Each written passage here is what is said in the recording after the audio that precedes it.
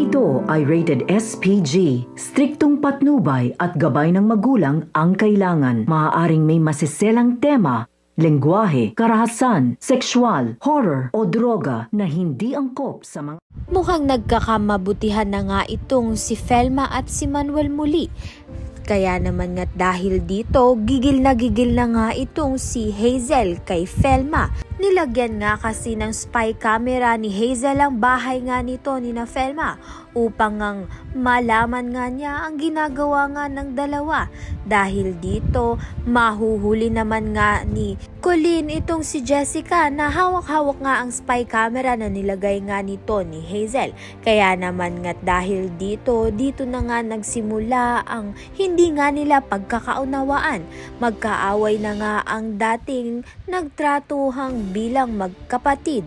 Hindi nga maawat ni Manuel ang away nga ng dalawang magkapatid.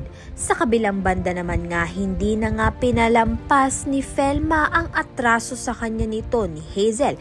Kaya naman nga kinromprontan niya na nga ito at sasampahan nga niya ng patong-patong na kaso itong si Hazel. Subalit hindi naman nga siya inurungan nito ni Hazel at sasampahan niya rin nga ng kaso itong si Felma ng concubinage. Malalaman nga natin kung sino nga ba ang manalo sa dalawa.